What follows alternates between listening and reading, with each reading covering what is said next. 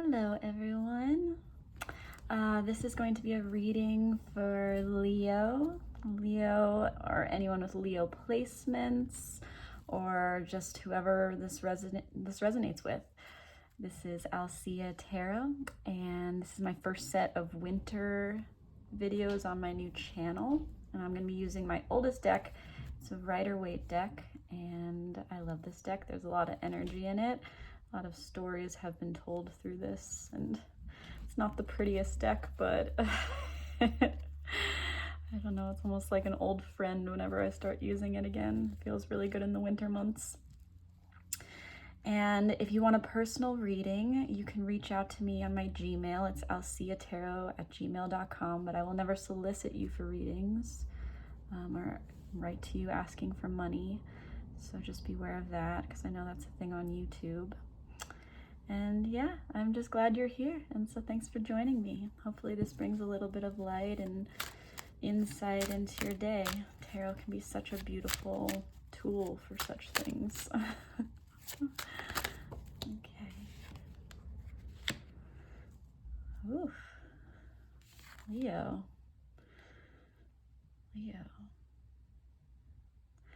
Maybe you've been feeling really burdened. Winter introspective months can do that, where everything outside, depending on where you are, what hemisphere you're in, and what's going on in your realm. But a lot of times colder months make us turn inward and do some evaluation of where we're at, you know. But these are very burdensome feeling cards, like you're dealing with something. So this is for Leo. Spirit, angels, guides, please give Leo what they need in this reading.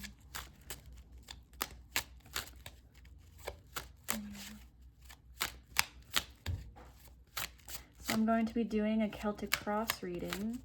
It's more of a traditional reading, one of the first ways I learned to do tarot about 20 years ago. And I love the Celtic cross, and I love the way that I have made it my own over the years. And so this might not be the way that, if you are a tarot reader, you read, but you know, all are welcome here, and I hope you find something that helps you. I am a Leo rising. I've actually been very excited to do this reading because I love the strength and power of Leos. I love the way that Leos present themselves in the world, and a lot of Leos that I personally know have really lovely other placements that balance out that lion aspect with, you know, like me. I come off, because of my Leo rising, as very strong and competent and confident, but underneath I'm a Pisces Scorpio, so I'm a big wet rag. Very deep feeling, but okay. Wow, this is the most calm the shuffle has been for all these readings. I wonder what that means. I wonder if that's how you're feeling right now, or maybe you're feeling resigned, or it's interesting. You're not talking at all. Well, maybe it'll all show up in the reading. Saw the devil again. Wow, interesting energy. Okay, for Leo.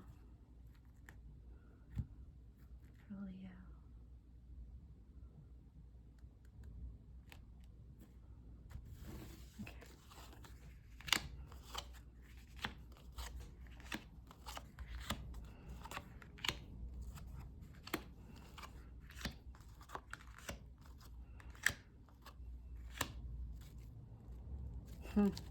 Oh my goodness. Wow. Again, this is a big, I don't know how much you know about the Rider-Waite tarot and what it's broken up into, but there's a lot of cards here. There's a lot of cards here, and some of them I haven't seen at all this year, and these ones keep popping up everywhere. Look at all of this, like, masculine, but very structures. Straight. The symbolism there, how fascinating. The bottom of your deck, they often say, is the river beneath the reading, kind of the underlying tones of what this reading will be. You can see it a few different ways. The Two of Wands. Wands are the fire suit, and they're all about passion and creativity, creative endeavors, and this feeling of a choice. Twos are always about a choice, but all of these cards kind of beget some type of newness or new phase or new change, which is New Year's energy, a lot of endings and beginnings, and that has been a big theme in all of these readings, which is very appropriate. But this kind of surrounding of these more playful masculine suits, the Wands versus the Sword, that's a much more direct, intense, aggressive kind of energy, sometimes filled with more strife. Aces are one of the more positive cards, though, in that Sword suit, because they're about like necessary endings and beginnings. Usually aces are massive surges of energy into the suit, and it's undirected at the moment, but it is going to be some type of new chapter, and swords are all about the logical realm. So maybe you are thinking about new beginnings, or that's on your mind, or there's been some recent kind of like cutting out that has made you victorious, because there is a victory aspect to this. But this kind of feeling of something new has become, maybe with a root in your need for stability or your desire for achievement in terms of your home in some sense. But there's something that you're dealing with that feels like a choice, but it's a very empowered choice in the sense that you have the whole world in your hands. That's a very Leo quality, especially this resonates with your fire, your fiery aspects, depending on how much that shows up in your chart, but just like the drive and the passion to lead and to follow your dreams in a way. That's very much how this feels, and that's the first time I've described it this way in a while, but like this idea of, yeah, the drive to follow your dreams, but thus far not necessarily knowing what direction that's going to take. So this is my Celtic cross spread. This is kind of your immediate surroundings leading up to the outcome, but we'll go through it as we turn over each card. But let's start with, oh, oh, wow. Powerful. Goodness. Tarot, always bringing out the stories. So, you know, these readings aren't going to resonate with anyone because sometimes they're very specific stories, but also a lot of them share these general themes that I think the human experience we all kind of share. But for this specific one, there's some type of, this is where you're currently at. Two of Cups, what a beautiful card. Oh my goodness. Cups are the suit that's about emotions, energetic entanglements of the emotional realm, which is another thing I've never said, but different ways of describing these cards comes to me every time. Really noticing the lion, Leo, never seen that before, so there's that. Every time you look at these cards, you see something different, even after decades of this. But look at the lion, very assured. A partnership, love. Are you dealing, is this about a choice you need to make in love, or new horizons in love, or some ending and beginning in terms of love? But this is the first reading I've got in this whole year that very much feels about a partnership or a relationship. You can be represented by either of these characters, or this could represent like a business partnership or some type of union, because they're staring at each other and they're pretty like evenly met. You know, the masculine as their energy is shown, because masculine and feminine energy, we all contain both, but masculine energy is more assertive. But what's funny, oh goodness, and this might not resonate for everybody, but what's funny is that normally I see this as he's moving toward her, but doesn't it kind of look like he's stepping back, unsure? And she looks kind of fed up. I've never seen that in her face. Yeah, there's something about, he's like very lightly touching her cup and in a timid way. It almost looks timid. and he's maybe not standing on sure footing on how to handle this situation, and this can be you or the other person. There's something unsure feeling about this Two of Cups that I haven't felt before ever looking at this card. And maybe that's what you're dealing with, is this feeling of partnership being on the mind, or some type of relationship with another, possibly with yourself, that feels unsure, not on stable footing. And what kind of promotes that notion I'm getting is this crossing card. And the crossing card can be described as like the bridge you're currently crossing, the lesson you're currently learning, the challenge you're currently facing. And it does feel challenging because the Death card is a major arcana, and major arcana always have much more of a fated quality to them. Necessary, possibly out of your control, depending on how you define your world and how fate works and whether fate exists. But this concept of bigger picture things, the way that the world, all of the Rider-Waite deck is about the cycles of life that are within our days, within our years, within our whole lifetime, cycles and lessons and the growth that is incurred because of those cycles. And the death aspect doesn't necessarily mean actual death. It often does not have anything to do with that. It has to do with transformation. You can see a lot in these cards, right? An 8. I wonder if the number 8 is significant to you. But death is clearing the ground and the sadness or the intense emotions that can come from that. But kind of like the merciless end of something that needs to end so that transformation can come. And so the sun's rising in the back between these two structures, and there's a lot of symbolism that you can dive into here. And so there's something about an ending or some kind of necessary transformation. If you are in a partnership, maybe something really needs to change for it to continue, or maybe you're feeling stagnant in that partnership in some way, and neither of you really knows how to act, or specifically the masculine is unsure of how to act, or maybe the masculine has taken a lot of missteps and it's at the point where something needs to change. Because she does have this kind of fed up quality to her, I'm not gonna lie, that I've never seen before. So something that needs to change in your emotional partnership realm. If you're not in an active partnership, then just this feeling of something's got to give.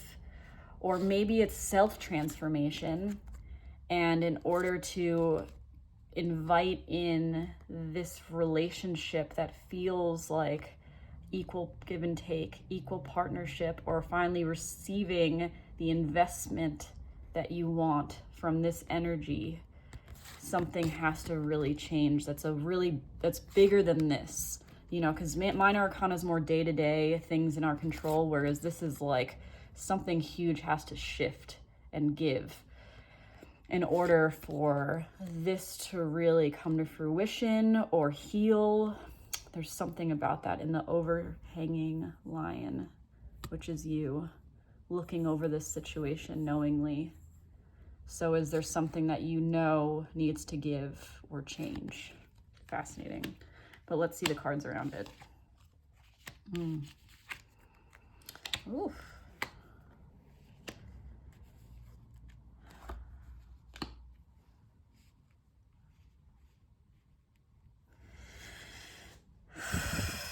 Okay, there is a few ways to read this.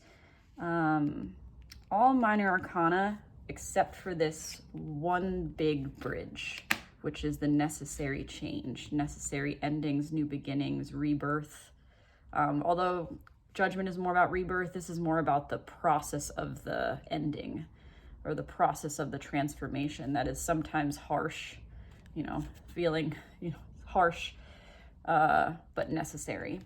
And then I was told once by a mentor years ago that as far as this goes into your past, this goes into your future. So if this is something that just happened, this is something that is going to happen soon. If this is a big theme that was in your life, this is going to be the next theme coming in. This card is said to be the meaning of the reading, the reason for the reading. I kind of think of it more as what has been a huge foundation in your life and it's moving out. And that would make sense why it would be the reason for this reading, because it has been a huge defining point of why you are where you're at now. And then this is kind of the overall feeling of what's coming in, overall theme.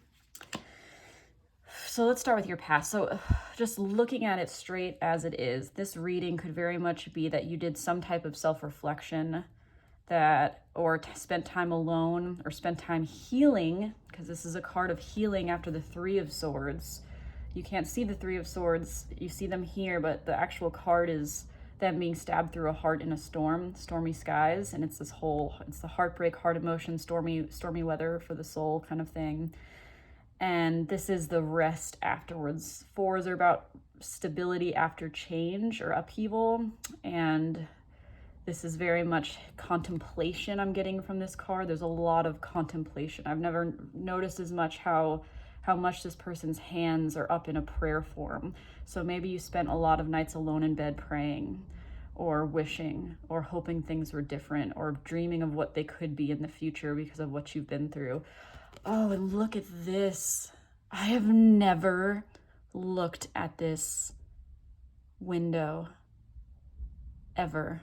Oh my goodness. How have I never seen this? It's a woman with a girl, and it almost looks like she's praying to the woman or begging. Oh my goodness, wow. And there's a gateway. There's a gateway with the sunshine behind and all of this messy, chaotic, stained glass. So maybe this resonates with you, but something about inner child being hurt, hoping that, like, praying to the woman, like, please make different choices, or, oh my goodness,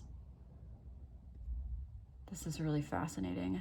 Something about, or it could be literal women in your life, like looking to a mentor to figure out how to move forward, or a therapist to figure out what is through your, but this kind of looks like the scene as this person sleeps that they're dealing with. So as you recuperated, or you rested, or you just healed after a hard situation, a lot of it is this kind of like maybe you were doing inner child work, or you were somehow like calling on women or wisdom around you to figure out how to move forward and what your gateway looked like, or this is talking to you. Like after a really tumultuous situation, about 10 years ago, I went through the inner child work phase, and I realized that the little version of me was just begging me to stop making choices that hurt me in love. And it was really hard days of looking inward and talking to myself, and this sweet version of myself that was so innocent and pure and just wanted to be loved and accepted. And this I'm seeing that here. So I don't know if that pertains to you, or that's something you should focus on, is if you keep making choices in love that hurt you, to look to your inner child, or to do some internal healing so that your external, because our external is just a physical manifestation of what our internal is often, especially as we become more into adulthood and free will becomes more regular for us and we become independent. A lot of our external circumstances are choices that we make for ourselves. And maybe the really hard place of facing that and taking responsibility for where you're at, because that's the only way that you can choose the life you want fully. Be fully empowered moving into your future. So I don't know if that resonates, but that's quite the, yeah. The root of the reading and why this is happening, or what's been in your life, is 5 Wands. So it's your suit that you're, empowered by, but a lot of like miscommunication, hard communication, feeling misunderstood. Once I heard the 5 of Wands read as like unnecessary or necessary misunderstandings to lead to, that were necessary so that you could lead to a rebalancing and a better understanding of the situation. So I don't know if that specific definition, I haven't said that in a while, but maybe that resonates with you. But this idea of all of these things, like battling it out. And maybe this is within you. Maybe it's a lot of internal strife and all these different versions of you or whatnot. And maybe that's why you needed a lot of alone time or rest or recouping or introspection. And maybe that's why you're seeking out tarot, is because it's a deeper dive into oneself and how one feels about their circumstance and how to make it better for themselves. And so some type of like misunderstanding, or you could have felt like you were dealing with hardship at work, like, you know, coworkers that were difficult or friends that didn't really understand what you were going through. There's something about that, how it's just like strife energy. It's more playful than swords, and it's your suit. So it's not necessarily like you felt super out of control about it, but just a lot of battles being fought, like more than one. And maybe it was pretty exhausting, thus the rest. Your immediate future is a really beautiful card. I mean, one of the nicest, brightest cards in the whole Rider-Waite deck. And it's the 9 of Cups, which is about self-fulfillment, filling your own cups, having your cups filled, being in complete, look at his face, he's so happy. Like being in complete contentment in some sense about your choices and your emotional realm. So something in terms of your emotional realm, probably because of the introspection you did. And I'm feeling someone in this who is really much empowered about taking control of their life, has like come to some awareness around their role in their hardship, or at least how they can act in a way or choose a better path for themselves through radical self-awareness and self-acceptance. And so because of that, it's like a reward, because once you're in that place of true empowerment and self-accountability is when you can actually make your own miracles happen. And so either there's some type of, because it's not a fated like Wheel of Fortune kind of major arcana, it feels much more like you have made this happen for yourself rather than this is a gift from the universe. It's like because of your actions and what you've dealt with, you are making some type of dream for yourself come true, whether it's really small or really large, but it's especially in your emotional realm, like these two cards together, where you're at and where you're going, possibly because of some necessary transformation that you have undertaken, or has been forced upon you, is a really nice, beautiful, bright outcome. What's interesting though, it kind of juxtaposes this overall feeling, which is the opposite of what I'm saying. This is the feeling of being trapped in your circumstances and blinded to them, in a disempowered kind of way. And so it's like, I wonder if you have been trying really hard to take control of your life and feel like you have a handle on things because of what you've been through, and you're learning and you're trying really hard, like to learn your lessons and be better, but it just keeps feeling like something won't give, or you're just trapped out in a situation outside of your control. There's some kind of balance here between empowerment and disempowerment, which is a really unique message I don't think I've ever gotten before. It's this feeling of like wins and losses and just trying to break out of these structures that make you feel victimized. And maybe that's in relationships, you know, maybe something, it's either maybe a relationship is making you feel trapped, or yeah, maybe that's it. But there's some type of like wish that's going to be granted, or things that's going to be coming true because of your ability to fill your own cups. And so it's like, man, I need to see the rest of this. I don't know if this is resonating at all. Wow. Oh my goodness. Stop it. Oh my gosh, Leo. Could this be a more fascinating story? Yeah, I definitely needed to turn those over because this just really upped the game. I love these cards, hardly ever come out together for me, ever. So thank you, Leo, and whoever I'm reading this through, because I just love being able to put them side by side and look at this. Look at how similar they are and yet polar opposite, right? The Lovers and the Devil, the illustrations, the woman, the man. Here, they're in this empowered state of facing each other and trying to make a choice to climb this mountain while this divine oversight blesses them. It's a million different ways depending on the reading you can look at this. The devil is like they are chained to each other. They're chained to each other. And she went from, oh my God, I have so many things to say about this, but I'm first going to finish this thought. She went from looking up and feeling really connected to the divine to looking straight ahead in this really like defeated kind of way. I don't know what to do. And he's kind of like has the fire behind him that's almost hidden as his tail fully embraced now. I feel like I'm reading for a feminine, and when I say feminine, I don't mean any type of body. I mean, we are all masculine and feminine energy, and whether you are define yourself more in feminine dominance or masculine dominance, and this can change through our lives, but I think that whoever I'm reading for is represented by the feminine here and is dealing with someone who is masculine dominant energy.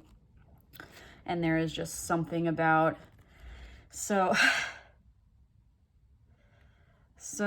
these cards together, what I'm getting, and I'm combining these two sections, is that maybe you have been in a partnership. This is all partnership. This is, I just don't even know how to read it a different way. I mean, I guess that it could be business if you want to take it into more a work thing, which it could be a job. Masculine energy is our business sphere. We've created a very masculine business sphere in this world, for better or for worse.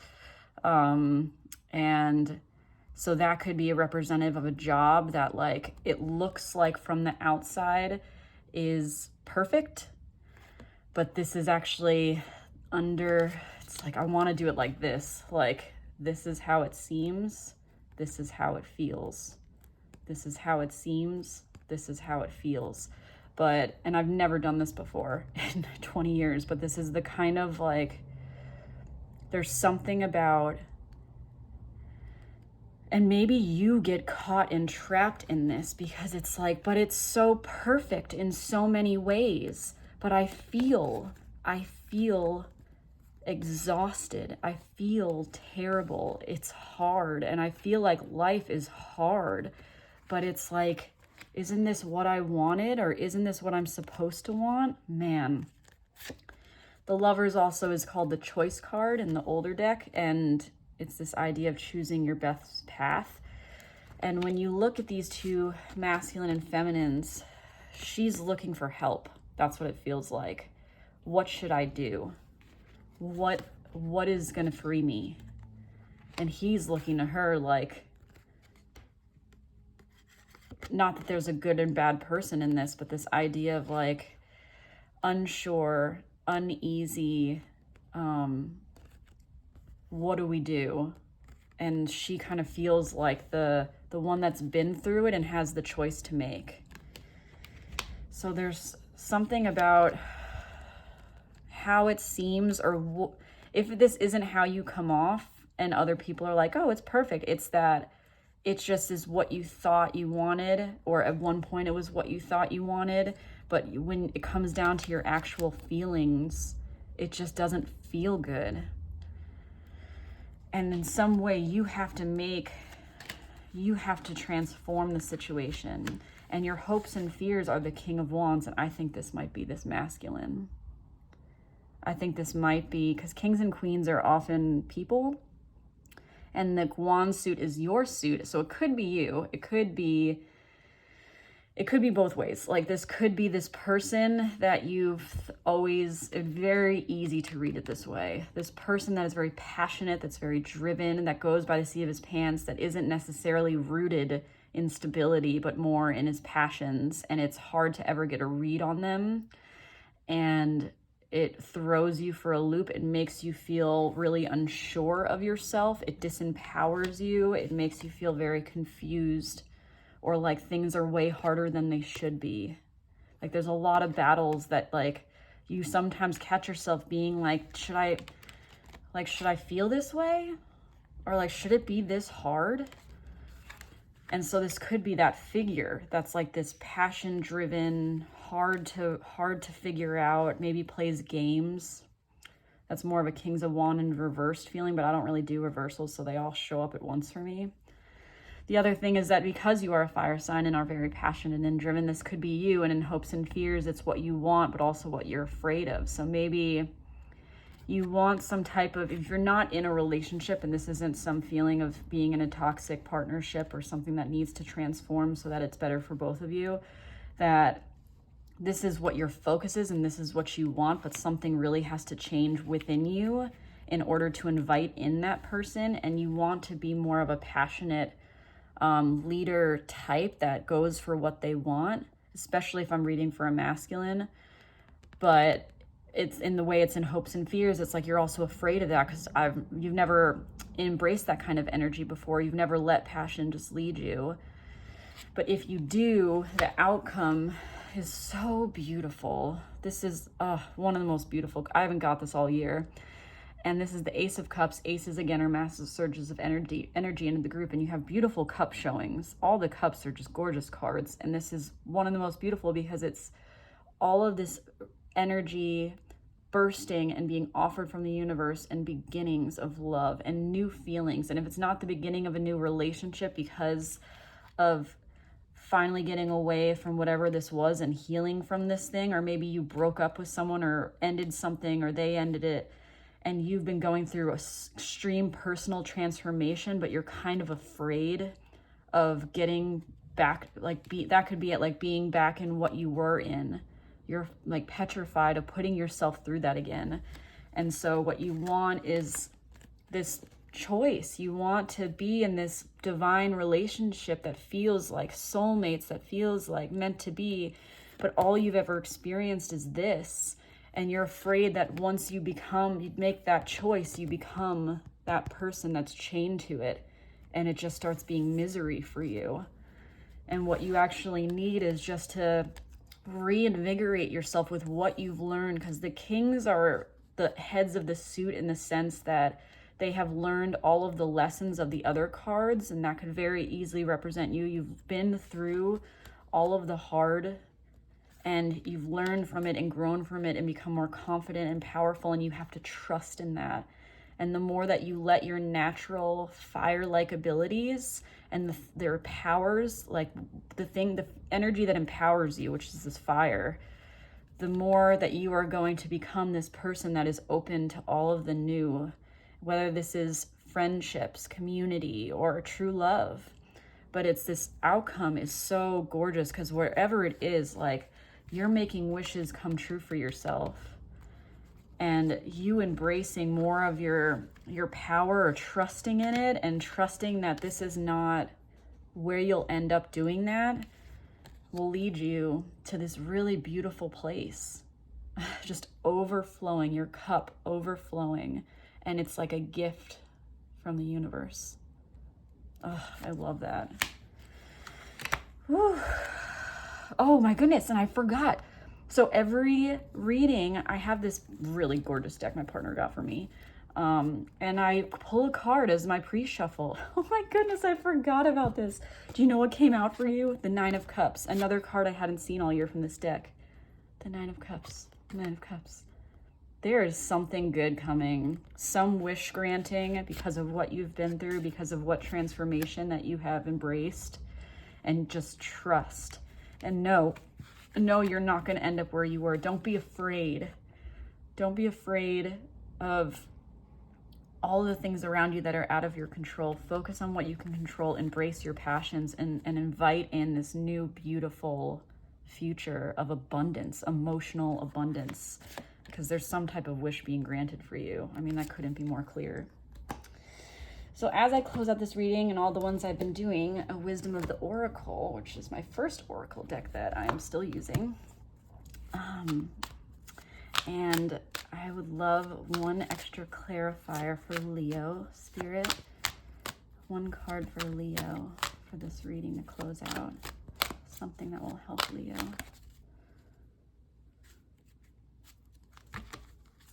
Something that will help Leo.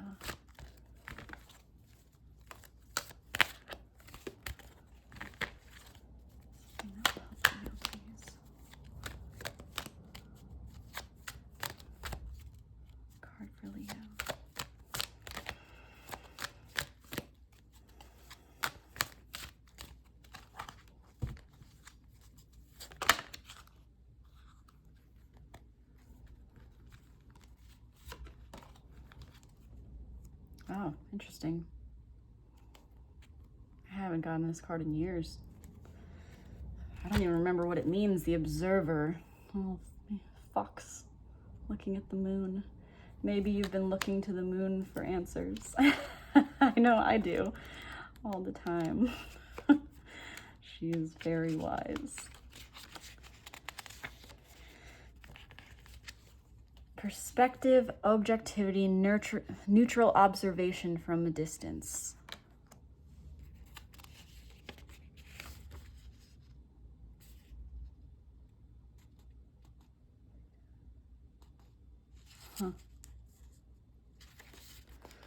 Most people see the world through a personal lens. They closely identify with their feelings and experiences, so much so that they come to believe that these are the only reality. There are times when you need to distance in order to gain perspective and understand your circumstances from a more neutral vantage point. Now is one of those times in your life. This is a perfect moment for you to begin to do some exploring. Instead of only considering yourself, consider what you need to understand about the conditions, people, cultural environments you're engaged with now. You'll be so happy you did. Illumination is the miracle you seek and will indeed find. So maybe you've just been really steeped in your mind, which is not really a place that fire signs, passion-driven signs really exist. But maybe you've just been lost in this contemplation, doing some self-help work, healing work, figuring out your role in what's happened to you and in the hard times, and some transformation has been taking place in your love life, in your emotional realm.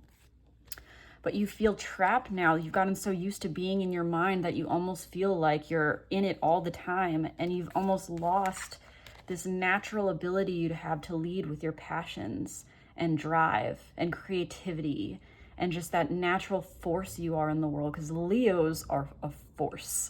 Anyone with Leo placements, it's such a lucky placement, and so much of the way you navigate the world is based on gut feelings and just deep knowing that you can't define. And maybe being in your head so much trying to figure out why you've been through what you've been through has taken you away from that place of just natural passion-driven power. That feels very real. And what it's telling you is that, like, you have gifts coming because of the work you've done, but now it's time to just embrace these things coming to you because of what you've done and the work you've done, and open yourself to the new, because there's a lot of beauty there that's just waiting to fill your cup. So that's my reading for you. Woo, Leo. Oh, I am very excited for you. This is a beautiful reading. Thank you for allowing me to give it. And if you like my readings, please hit subscribe. I'd really appreciate it. And reach out for personal readings if you want something more specific to you. And otherwise, I hope to see you for the next one. Okay, sending my love. Bye, Leo.